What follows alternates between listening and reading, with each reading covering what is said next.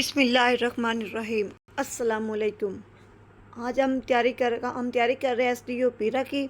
आज का लेक्चर है लेक्चर नंबर 2।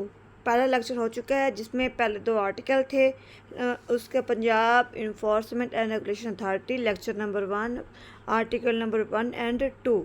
ठीक है, आज हम स्टार्ट करेंगे चैप्टर नंबर 2।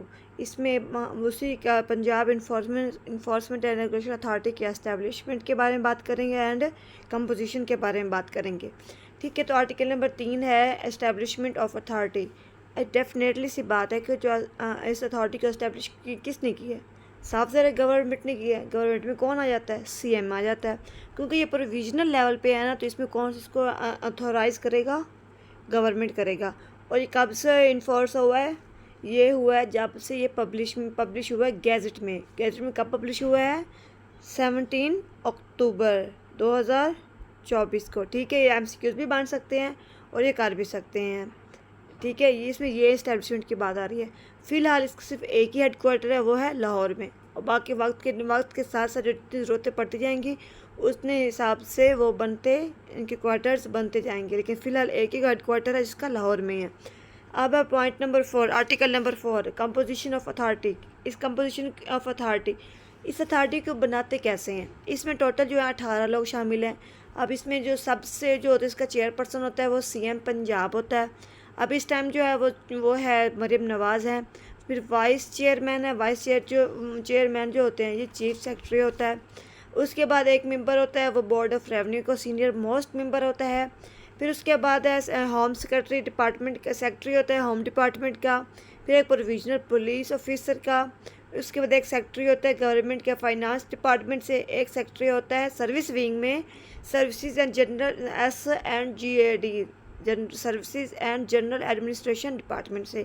और एक होता है गवर्नमेंट का भी हिस्सा होता है लेकिन लोकल गवर्नमेंट से होता है। एक सेक्रेटरी होता है पब्लिक प्रोसिक्यूशन डिपार्टमेंट से होता है, और एक सेक्रेटरी होता है price control and commodities management department से। ठीक है, और 3 लोग जो होते हैं वो होते हैं प्रोविजनल असेंबली से, जिसमें से एक मेंबर का फीमेल होना बेहद ज़रूरी है। उसके बाद 4 जो होते हैं इंडिपेंडेंट मेंबर्स होते हैं, उसमें से भी एक फ़ीमेल का होना बेहद ज़रूरी है। ये सिलेक्शन पैनल क्या करता है, इसको सिलेक्ट करता है, उसको रिकमेंड करता है और अपॉइंटमेंट करता है। उसके बाद आता है डायरेक्टर जनरल। ठीक है, डायरेक्टर जनरल कौन होता है, ये भी सेक्रेटरी होता है और ये मेंबर होता है, ये सीएम इसको अपॉइंट करता है। अब ये बात करते हैं चेयरपर्सन। चेयरपर्सन क्या होता है, ये होता है हाई अथॉरिटी होती है, इस पीरा की ना हाई अथॉरिटी होती है। इसके बाद आता है वाइस चेयरमैन। उसके बाद आता है चीफ जिसको कहते हैं डायरेक्टर जनरल। जो चेयरपर्सन होता है वो क्या करता है, सुपरवाइज करता है वाइस चेयरपर्सन को। वाइस चेयरपर्सन क्या करता है, वो नीचे के उसकी जितनी भी टीम होती है उसकी परफॉर्मेंस को, उनके फंक्शंस को क्या करते हैं, सुपरवाइज करते हैं। और ठीक है, इसमें अपॉइंटमेंट की बात आ रही है, इसमें कौन से लोग शामिल होते हैं ये हम आगे मज़ीद आके पढ़ेंगे कौन कौन से लोग शामिल होते हैं। इसमें आप सिंपल से बता दो, इसमें हियरिंग ऑफिसर होता है, ऑथराइज ऑफिसर्स आ जाते हैं, इसका चीफ जनरल्स आ जाते हैं, मेंबर्स आ जाते हैं, इसमें इन्फोर्समेंट ऑफिसर्स भी आ जाते हैं। इसमें मुख्तलिफ टीम इनकी जो हायर होती है, ये अपॉइंटमेंट होती है, वो सारे इसके अंदर आ जाते हैं। ठीक है, अब है इसका पॉइंट नंबर 4। पॉइंट नंबर 4 जो है इसमें भी क्या है कि अगर इस मीटिंग में इनकी ना मीटिंग होती है, इनके हायर एडमिनिस्ट्रेशन की एक मीटिंग होती है। मीटिंग में क्या करते हैं, वो डिसीजन करते हैं, इन्फोर्समेंट एंड इम्प्लीमेंटेशन जो होते हैं ना, उनके रिलेटेड बातचीत करते हैं। उसके बाद है इंडिपेंडेंट मेंबर्स कौन होते हैं, इंडिपेंडेंट मेंबर्स वो होते हैं जो गवर्नमेंट क्या करते हैं, एक एडवर्टाइजमेंट देते हैं उसकी जॉब डिस्क्रिप्शंस के बारे में। ठीक है, फिर उसको क्या करते हैं कि ये जॉब के ऊपर लोग पब्लिक जैसे हम जैसे लोग होते हैं उस पर अप्लाई करते हैं। अप्लाई करने के बाद फिर उनके टेस्ट होता है, टेस्ट के बाद एक लंबा प्रोसीजर होता है, इसमें साइकोलॉजी असेसमेंट आ जाता है, फिज़िकल आ जाता है, उसके बाद ऐसे ही पेपर आ जाते हैं। इसमें मुख्तलिफ प्रोसीजर हर एक जॉब डिस्क्रिप्शन की डिफरेंट कैटेगरी, जैसे किसी की पीरा की बात करते हैं तो पहले इसके स्क्रीनिंग टेस्ट होगा, लास्ट का पेपर होगा, फिर जीके का पेपर होगा, फिर ऐसे का पेपर होगा। उसके बाद फिर जब इसका लोग जब इसमें सेलेक्ट हो जाएंगे फिर आगे जाएंगे, आगे जाने के बाद फिर क्या करेंगे, इनका फाइनल क्या होगा, इनका इंटरव्यू होगा। इंटरव्यू होने के बाद फिर फाइनल रिकमेंडेशंस मिलेंगी। रिकमेंडेशन के बाद वो किसको भेजेंगे, डायरेक्टर जनरल को, इसको मज़ीद क्या करेगा, इसको फाइनलाइज करेगा। इस तरह से ये इंडिपेंडेंट मेंबर्स क्या होते हैं, हायर किए जाते हैं, और ये कितने साल के होते हैं, 3 साल के लिए होते हैं, और ये गवर्नमेंट को अपनी खुशी से क्या करते हैं, सर्व करते हैं। अगर कोई भी गवर्नमेंट का मेंबर है, इंडिपेंडेंट मेंबर है, अगर उसको रिज़ाइन करना है तो क्या करेगा, एक महीना पहले बताएगा कि मैं इस चीज़ से रिज़ाइन कर रहा हूँ, मैं छोड़ रहा हूँ। उसके बाद आएगा सिलेक्शन पैनल। सिलेक्शन पैनल में वो लोग होते हैं जो इसको सिलेक्ट करते हैं। जैसे कि टेस्ट करने के बाद ना लोग आगे जाते हैं ना इंटरव्यू लेवल पे। इंटरव्यू लेवल पे क्या आते हैं, एक सिलेक्शन पैनल बैठा होता है जो उनके इंटरव्यू भी करता है और इसके अलावा उनके टेस्ट वगैरह में जो नंबर होते हैं उसको भी एनालाइज करता है। इसके अलावा उनकी जो स्टडी होती है उसको भी एनालाइज करता है, रिव्यू करता है, फिर फाइनल रिकमेंडेशन पेश करता है। ठीक है, या कि वही चीज़ बताई भी है। इसमें फिर आगे मज़ीद इस पैनल के ना 3 लोग होते हैं टोटल। इसमें ना अगर किसी की सिलेक्शन की बात आती है तो इसमें से हाई मेजॉरिटी मतलब 3 में से 2 वोट होना ज़रूरी है किसी भी पर्सन को रिकमेंड करने के लिए। ठीक है, अब क्वालिफिकेशन डिसक्वालिफिकेशन। क्वालिफिकेशन के बाद डेफिनेटली वही एक अच्छा होना चाहिए, पढ़ाई मुकम्मल होना चाहिए, रिस्पॉन्सिबल होना चाहिए, एडमिनिस्ट्रेटिव लेवल पे अच्छा होना चाहिए, एजुकेशन लेवल पे अच्छा होना चाहिए। इसके अलावा ये इसका कोई कानून इलीगल काम ना हो, कोई कानून वगैरह अफेयर वगैरह इस पर ना हो, ये बिल्कुल साफ़ सुथरा इसका करेक्टर हो। और डिसक्वालिफिकेशन में क्या आ जाते हैं कि वो तमाम जो डिसऑनेस्ट आ जाते हैं। इसके अलावा जो फ्रॉड लिस्ट में आ जाते हैं, जो फिजिकली मेंटल हों, जो इलीगल काम करती हों, जो फिर पहले से ही गवर्नमेंट के अंडर काम कर रहे हों। ठीक है, कोई बैंकरप्ट हो या लोन में डिफ़ॉल्टर हो। ठीक है, उसके अलावा कौन सा हो सकता है, लोग हो सकते हैं जो गवर्नमेंट कंट्रोल करती है, किसी भी हाई अथॉरिटी जो होती है गवर्नमेंट की जो ऑफिस है उस पर किसी भी तरह का कोई लेन देन रखता है, इसमें कोई इंटरेस्ट है, तो वो लोग इसमें नहीं कर सकते हैं। उसके बाद ये कहते हैं कि किसी भी सर्विस को डिसमिस किया गया हो, रिमूव किया गया हो या रिटायर्ड किया हुआ हो तो उसको नहीं कर सकते, या किसी मिसकंडक्ट का बना हो मसला। ठीक है, या किसी भी क्रिमिनल ऑफेंस का हो या फिर किसी भी झगड़े में इन्वॉल्व हुआ हो, वो तमाम लोग डिस्क्वालीफाई होंगे। Meeting of high authority. इसमें हाई अथॉरिटी जो होती है ना वो किसी भी टाइम, किसी भी जगह और किसी भी मामले में क्या करती है, एक मीटिंग बुला सकती है। इस मीटिंग में कौन लोग शामिल होते हैं, इसमें चेयरपर्सन होता है, उसमें बाकी 18 लोग ऊपर जो है ना ये सारे लोग, इनमें क्या होता है, इनकी मीटिंग कॉल की जाती है। इनको जो होता है हेड कौन करता है, वो चेयरपर्सन करता है, अगर वो ना हो तो फिर वाइस चेयरपर्सन करता है, अगर वो भी ना हो तो फिर वाइस चेयरपर्सन जो रिकमेंड करेगा जिस पर्सन को वो इसको हेड करेगा। अब किसी भी फैसले में अगर मीटिंग के लिए अगर वैसे तो पूरे लोगों को बुलाया जाता है, किसी वजह से अगर वो नहीं आ पाते तो इनका हाफ क्वारम होना ज़रूरी है। मतलब इसमें 80 मेंबर्स के लोग हैं ना तो इसमें से कम 9 लोग शामिल हों। ठीक है, उसके जो वोटिंग वगैरह जो होती है उसमें भी कम से कम मेजोरिटी होना ज़रूरी है। अगर किसी वजह से इक्वेलिटी का वोट आ जाता है तो मतलब किसी वजह से किसी डिसीजन में 18 लोग हैं ना तो 18 9 एक जगह पे देते, 9 एक जगह फैसले देते हैं तो नहीं हो पा रहा, तो इसके बाद फिर क्या होगा कि जो इसको जो हेड कर रहा होगा, चेयरपर्सन होगा या वाइस चेयरपर्सन, जो हायर मेंबर अथॉरिटी होगा, वो क्या करेगी, इसको अपना वोट देगी और जिस चीज़ के बारे में देगी वो फाइनलाइज होगा। ठीक है, उसके बाद डायरेक्टर जनरल क्या होता है, डायरेक्टर जनरल का ये काम होता है कि उसने रिकॉर्ड को मेंटेन करना होता है। उसके पास ये होता है कि जितनी भी मीटिंग होती है उसका हर एक मीटिंग का उसके पास क्या रिकॉर्ड मौजूद हो। वो कह सकते हैं कोई ऐसा अमल, कोई ऐसा डिसीजन नहीं एक्सेप्ट किया जाएगा जिसमें थोड़ा बहुत भी शुबा हो या फिर उसकी इनवैलिडिटी का या इनवैलिड कंसीडर होगा अगर वो कमेटी या अथॉराइज किसी भी तरह का थोड़ा सा इलीगल काम करती है या उसमें कोई भी डिफेक्ट नज़र आता है। ठीक है, उसके बाद डायरेक्टर जनरल कौन होता है, डायरेक्टर जनरल जो होता है इसको जो सीएम होता है इसको अपॉइंट करता है। ठीक है, इसकी जो बेसिक स्केल होता है वो 19 होता है, इससे अबव होता है। ये पाकिस्तान एडमिनिस्ट्रेटिव सर्विसेज में काम कर रहा हो या फिर पीएमएस में, पाक प्रोविजनल मैनेजमेंट सर्विसेज में। ठीक है, इसका 19 स्केल, कम से कम 19 स्केल हो। ठीक है, इसके बाद इसका काम क्या होता है, काम होता है इसको सुपरविजन करना होता है। डायरेक्शन ऑफ अथॉरिटी, जो अथॉरिटी काम कर देती है उनकी जिम्मेदारी से क्या करता है, इसको पूरा करता है। उसके बाद डायरेक्टर जनरल क्या होता है, इसकी ये जिम्मेदारी भी होती है कि वो जितने उसको काम दिए गए हैं उसके लिए अथॉरिटी को भी सपोर्ट में, अगर अथॉरिटी ने कोई काम करवाना है ना तो ये जनरल डीजी का काम ये है कि उस अथॉरिटी को मुकम्मल करने के लिए, उस काम को, उसके फंक्शंस को लागू करने के लिए उसको जितनी भी सपोर्ट चाहिए वो डीजी क्या करेगा, प्रोवाइड करेगा।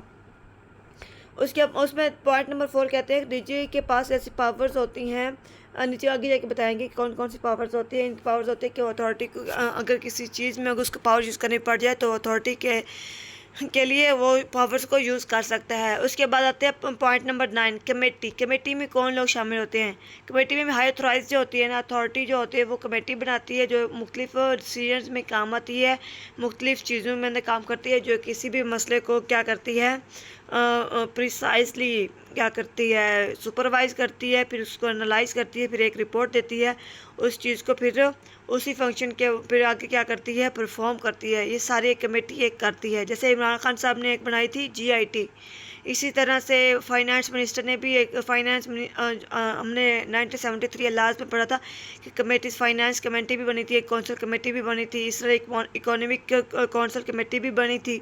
ये कमेटीज़ होती है जो एक स्पेसिफिक काम के लिए मखसूस होती हैं और हर काम के लिए अलग अलग कमेटी बनती है। ठीक है, कमेटी में 3 से 5 लोग शामिल होते हैं, जो इससे ज़्यादा लोग होते हैं वो बोर्ड होता है। ठीक है, अगर इसके पास इस कमेटी आप power and function of the authority, अब इसके पास पावर क्या होते हैं, फंक्शंस क्या होते हैं। सबसे पहले आप इस अथॉरिटी की बात कर रहे हैं, डायरेक्टर जनरल की और इस अथॉरिटी की। ठीक है, इसमें क्या सिया होती है कि ओवरसी करती है, सुपरवाइज करती है, मॉनिटर करती है। आपकी जितनी भी पॉलिसीज़ बनाती है ना, वो जो गवर्नमेंट जितनी भी पॉलिसीज बनाती है ना, इस एक्ट को मुकम्मल करने के लिए, इस एक्ट के पर्पसेस ऑफ दिस एक्ट, इस एक्ट को मुकम्मल करने के लिए गवर्नमेंट जितने भी गाइडलाइंस बनाती है, रूल्स बनाती है, रेगुलेशन बनाती है, उसको क्या करती है, ये कमेटी, उसके जो मेंबर्स होते हैं इसको मॉनिटर करते हैं, हेड गाइड करते हैं। उसके बाद ये क्या आती है, अथॉरिटी होती है, हियरिंग ऑफिसर को अपॉइंट करती है, अथॉराइज ऑफिसर को अपॉइंट करती है। उसके बाद ये सिचुएशनल असेसमेंट भी करती है। उसके अलावा सिस्टमेटिकली गैदर एनालाइज रेलिवेंट, या उसके अलावा ये ना किसी भी डिसीजन के लिए या इफेक्टिव प्लानिंग के लिए क्या करते हैं, एनालाइज को सिस्टमेटिकली एनालाइज भी कर सकती है। उसके बाद किसी भी चीज़ में मसले में अगर कोई चीज़ मसला बन रहा है ना, तो उसके जो इसके अंदर आता है, फिर एक्ट के अंदर, तो इसका जो लाज के अंदर आता है, तो उसकी इंक्वायरी भी कंडक्ट करवा सकती है।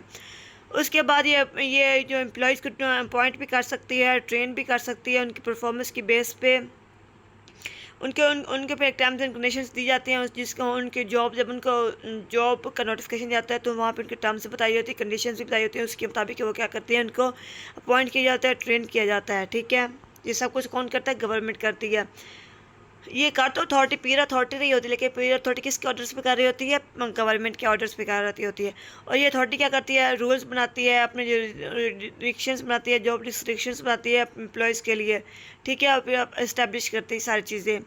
उसके बाद यह ऐसे मैकेनिज़्म बनाते हैं जिसमें लोगों जो जितने भी एम्प्लॉयज़ हैं ना, उन्हीं की परफॉर्मेंस को एनालाइज किया जा सके। उसको कुछ लोग अगर जो अच्छी परफॉर्म करें उनको अप्रेज किया जा सके। उसके बाद ऐसे स्टेप लिए जाते हैं आई में, take measures to establish maintain discipline employees को अंदर डिसिप्लिन पैदा करने के लिए भी कोई स्टेप्स लिए जा सकते हैं, एस्टैब्लिश किए जा सकते हैं।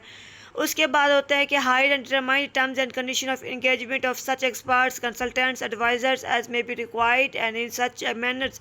वो कहते हैं कि अगर हुकूमत चाहती है कि किसी वजह से उनको ना किसी ऐसे किसी मसले में इनके एक्सपर्ट्स की, कंसल्टेंट की या किसी भी एडवाइज़र की ज़रूरत पड़ के उनके टर्म्स एंड कंडीशन की बुनियाद पे वो उनको हायर कर सकती है। ठीक है, उनकी टर्म्स एंड कंडीशन को डिटरमाइन कर सकती है। टर्म्स एंड कंडीशन क्या होती हैं कि ऐसा होता है कि कुछ कंडीशन गवर्नमेंट रखती है, कुछ कंडीशन जो एम्प्लॉय होता है वो बताता है। वो आपस में एक मुआहदा करते हैं, जिनको टर्म्स एंड कंडीशन कहते हैं। उसके बाद वो क्या कहते हैं, इंफॉर्मेशन स्टेशन जो होते हैं उनको इस्टेब्लिश करती है। उसके बाद एडमिनिस्टर करती है। उसके बाद जो होता है ना, प्रोवाइड करती है गाइडलाइंस को। किस को ये अथॉरिटी प्रोवाइड करती है गाइडलाइन भला। अब देखें, ये अथॉरिटी जब ये सारे इसका ये काम ये भी होता है कि डिस्ट्रिक्ट लेवल पे जो बोर्ड्स बनते हैं ना, इन्फोर्समेंट एंड रेगुलेटरी बोर्ड्स जो बनते हैं ना, वो क्या करते हैं, उनको गाइडलाइन करती है। एक बोर्ड बनता है, उसके बाद नीचे क्या बनते हैं, उसके अंडर इन्फोर्समेंट स्टेशन बनते हैं। ठीक है, ये इसी चीज़ का हिस्सा होते हैं। इनका क्या काम है, देखिए इनका पीरा का मेन काम क्या है, district enforcement and regulatory boards बनाना। उसके बाद इन्फोर्समेंट स्टेशंस बनाना। जैसे कि SHO का एक थाना होता है, उसमें ना पुलिस स्टेशन होता है। इस तरह के अंदर फिर आगे लोग होते हैं, SHO होता है, इसको इंस्पेक्टर भी कहते हैं। उसके बाद सब इंस्पेक्टर होता है, फिर असिस्टेंट सब इंस्पेक्टर होता है। इस तरह से फिर आगे इनकी हायरार्की होती है। इसी तरह से ये पीरा में भी इनकी हायरार्की है।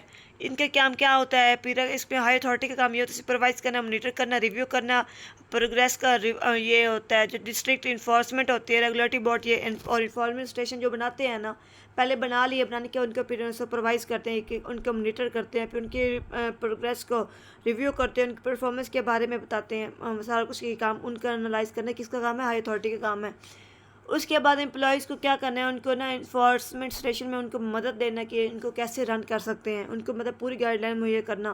उसके बाद नेसेसरी जो इम्प्लीमेंटेशंस होते हैं इन्फोर्समेंट सिस्टम बनाने के लिए, इन्फोर्समेंट को अप्लाई करने के लिए, मैकेनिज़्म के लिए इस एक्ट के तहत जितनी भी नेसेसरी चीज़ें हैं, ज़रूरी चीज़ें हैं, इनको मुहैया की जाएंगी, जिसमें रूल्स और रेगुलेशंस के मुताबिक, और रूल्स और रेगुलेशंस कौन से होंगे जो स्केड्यूल्ड लॉज के अंदर बताए गए हैं। ठीक है, उसके बाद आगे है पी। इसमें जो जो बजट आता है गवर्नमेंट जो होती है इसके अंदर एक ख़ास बजट भी मुहैया करती है, जो कि इस एक्ट को इम्प्लीमेंट करने के लिए जो ख़र्चा होता है वो गवर्नमेंट बेयर करती है। ठीक है, यहाँ पे ना एम्प्लॉयज़ के लिए भी एक लिमिटेशंस भी सेट की गई हैं। उसके बाद ये इनकी पेमेंट्स जो भी दी गई हैं, सैंक्शंस की पेमेंट्स है, जो रिवार्ड भी कराते हैं किसी भी शख्स को अगर वो अच्छा काम करता है, उसने वो एक्सेप्शनल ऑफर्स करता है या किसी वजह से वो हाई और एक्स्ट्रा ऑर्डिनरी परफॉर्म कर रहा है, वो जितने भी इस एक्ट का जो पर्पज़ जिस पर्पज़ के लिए बनाया है, उसके जो ऑब्जेक्टिव्स है उसको अकम्प्लिश करने के लिए भी, जितना उसको पूरा करने के लिए जितना वो एक्ट एफर्ट कर रहा है ना, उसके मुताबिक उसको इनाम भी दिए जा सकते हैं। ठीक है, उसके बाद उनके फंक्शंस को, उसके पावर्स को भी गवर्नमेंट जो होती है वक्त के साथ साथ देखती रहती है, वो देखती चेक करती रहती है कि अगर जिस मकसद के लिए ये एक्ट बनाया गया है क्या वो मकसद पूरा हो रहा है या नहीं हो रहा। ठीक है, आगे उसके बाद देखते हैं पॉइंट नंबर 3। इसमें अथॉरिटी जो होती है ना, वो इसके पास पावर्स होते हैं, फंक्शंस होते हैं डायरेक्टर जनरल के पास। उसके ये हाई अथॉरिटीज़ की जब बात है, ये सारा जो काम हमने पीछे देखे हैं, जितने भी पॉइंट्स एस तक पढ़े हैं, ऐसे लेकर एस तक, इनके अंदर जो पावर्स होते हैं, इनकी फंक्शंस होती हैं, ये कौन करता है। इसमें अथॉरिटी की जो बात आती है, अथॉरिटी में कौन लोग जाते हैं, डीजी आ जाता है, या फिर चेयरपर्सन ऑफ बोर्ड आ जाता है, या फिर अथोराइज ऑफिसर आता है। अब हम आगे पढ़ेंगे अथोराइज ऑफिसर कौन सा होता है, चेयरपर्सन ऑफ द बोर्ड ये कौन होता है, डायरेक्टर जनरल ये कौन होता है। डायरेक्टर जनरल हम पहले पढ़ चुके हैं, बाकी हम इसका आगे पढ़ेंगे। ठीक है, डायरेक्टर जनरल होता है 19 ग्रेड का होता है, ये इसको सीएम अपॉइंट करता है, इसको अथॉरिटी भी कहते हैं। अब उसके बाद आता है एम्प्लॉयज़ ऑफ द अथॉरिटी। ठीक है, इसमें एम्प्लॉयज़ में कौन कौन लोग शामिल होते हैं। इसमें मैंने आपको पहले ही बताया, एम्प्लॉयज़ में ना वो सारे लोग शामिल हो जाते हैं जो किसी भी काम को करने में लोग शामिल होते हैं। अब इस अथॉरिटी में टोटल 18 मेंबर्स हैं। ठीक है, 18 मेंबर्स हैं, जो एक जो है वो भी एम्प्लॉयज़ ही कहलाते हैं सीएम के बाद, जो बाकी जितने भी लोग आते हैं। इसमें डायरेक्टर जनरल आ जाता है, अथोराइज ऑफिसर आ जाता है, appoint employ such as consider assess, जितने भी ज़रूरी होते हैं किसी भी काम को पूरा करने के लिए जितने ज़रूरी लोग होते हैं वो सारे अथोराइज मतलब किए जाते हैं, उनको अपॉइंट किए जाते हैं। ठीक है, लेकिन उनके टर्म्स एंड कंडीशंस होती है, मतलब एक कॉन्ट्रैक्ट बेसिस पे हो सकते हैं, रेगुलर भी हो सकती हैं। ठीक है, उसके बाद ये कहते हैं कि ना ये पॉइंट नंबर 3 कहते हैं कि अगर ये अथॉरिटीज़ के पास ये राइट होता है कि वो लैंड उधार भी ले सकते, लैंड और बोरो एनी ऑफ इट्स एम्प्लॉयमेंट और एम्प्लॉयज। लैंड मतलब होता है कि ना किसी को पैसे देना, उसके बदले में ले लेना। बोरो मतलब उधार किसी को ले लेना फिर वापस कर देना। किसी भी और डिपार्टमेंट से, ये पीरा जो अथॉरिटी है, ये पुलिस डिपार्टमेंट से या फिर आर्मी से या रेंजर से, जो जिसको कह सकती है, किसी भी फोर्स से, सिक्योरिटी फोर्सेस भी आजकल आई हुई हैं, उनको कह सकती है कि ना ये हमें अपने कुछ पर्सनस दे दें, हमें इस चीज़ के लिए चाहिए, तो फिर बाद में हम आपको वापस कर देंगे इस काम के बाद। इसके लिए वो पेमेंट भी कर सकती है, बात वक्त नहीं भी करती है, उनके आपस की बात होती है। ठीक है, आज के लिए बस इतना ही। मज़ीद हम अगले लेक्चर्स में हम देखेंगे चैप्टर नंबर 3 को। ठीक है, हम देखेंगे डिस्ट्रिक्ट इन्फोर्समेंट और रेगुलेटरी बोर्ड कैसे बनता है, इसमें कौन कौन लोग शामिल होते हैं। पीछे हमने ये पढ़ा है कि इसके पीरा में आई अथॉरिटी की कंपोजिशन क्या इस्टेब्लिश कौन करता है, कंपोजिशन कौन करता है, कंपोजिशन करने के बाद 18 लोग उसमें शामिल होते हैं। उसके बाद एक डीजी जनरल जो होता है वो अपॉइंट होता है, अपॉइंट करने के बाद फिर इनकी कमेटीज़ बनती हैं। अब इस कमेटीज़ में जो लोग होते हैं वो बताई गई हैं, उसके बाद इनके पावर्स और फंक्शंस बताए गए हैं। इसी तरह से ये पहले डीजी की बात हो रही है, अब डीजी के बाद किसकी बात हो रही है, enforcement district enforcement and regulatory board की बात हो रही है। हम इसको मज़ीद अगली वीडियो में देखेंगे। ठीक है जी, ओके जी, अल्लाह हाफिज़।